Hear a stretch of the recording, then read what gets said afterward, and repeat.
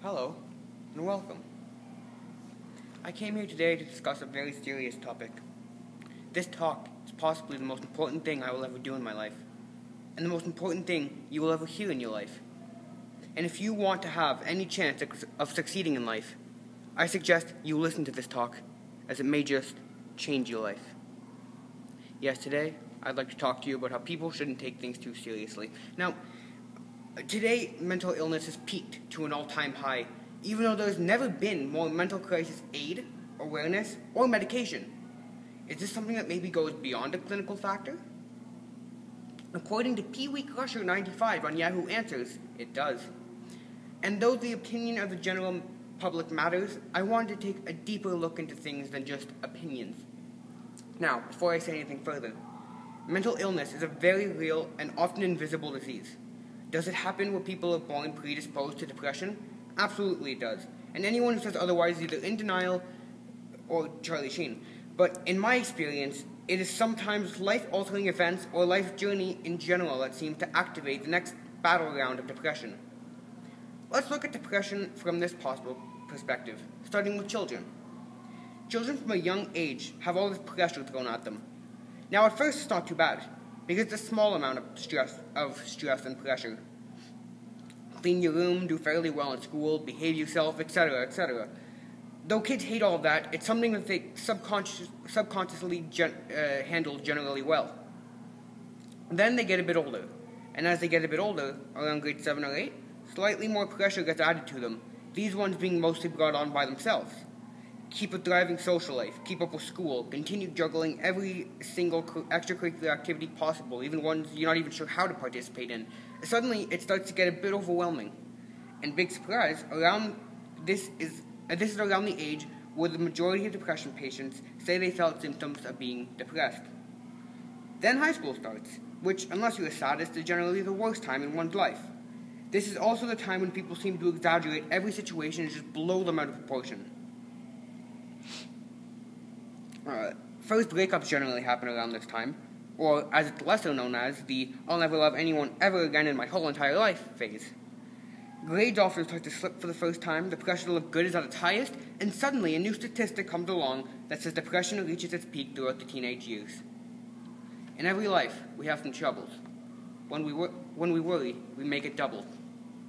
Don't worry, be happy. Ooh, ooh, ooh. Moving away from depression for a while, though, people who lean towards taking things less seriously tend to have more thriving social lives.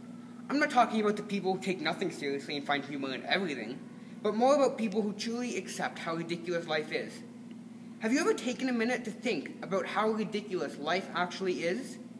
For example, giving someone flowers is considered this big romantic gesture, right? Isn't that kind of weird, though? It's like, here, I killed these for you.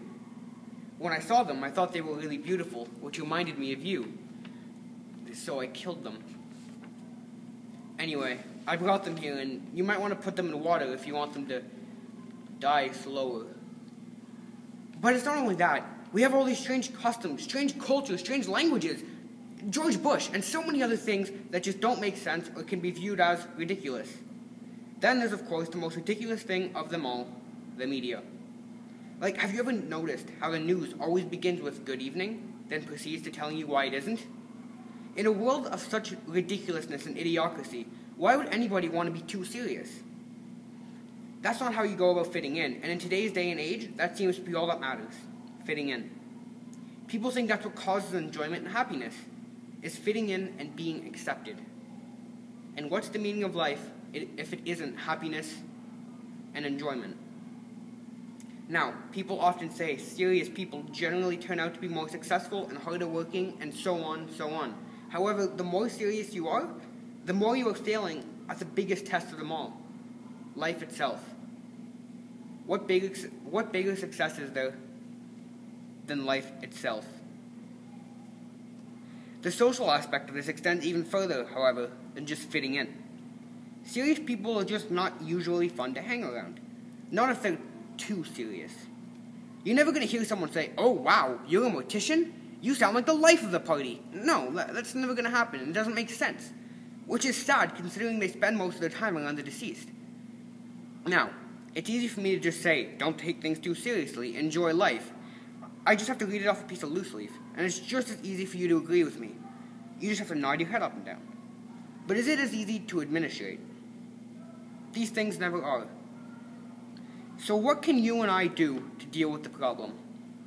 Well, the most important thing is you have to allow yourself to make the change. You have to be willing to open yourself up to new potential, especially if you're in that group that is going through depression right now, especially if you feel like your life has reached a dead end and you've never been able to find a solution to your sadness. Trying can't hurt, right? Once you've allowed yourself to open up, just try simple things to start off. Smile at people you don't normally smile at. Talk to people you've never talked to before. And try to avoid everything that causes you negativity in life. It's small things like that which often make us feel better about ourselves and make others around us feel better as well. In order to truly succeed, however, it all has to start with you and your willingness to adapt. Let's look at it this way. You're a quarterback with a football in the last play of the game. You're down by 6 points at your own 10-yard line. You've tried throwing to all your receivers, but none of them can seem to hold on to the ball. These receivers represent your previous tactics to become happy. So you've tried all your receivers, but none of them can seem to hold on to that ball. You feel like all you can do is either take the sack or get let down by your receivers one last time. But the ball is in your hands. What you do with it is up to you. You can have coaches yelling at you from the sidelines, "Run the ball! Run the ball!" But the decision is ultimately left up to you. Well, sometimes the coach knows best. Now I'm your coach. Your trip to the end zone is a long one. Throughout your entire journey, there will be people trying to tackle you, but you have to run at the ones who are on your team. And with the right amount of strength, determination, and technique, you may just be the hero to your very own story. Thank you.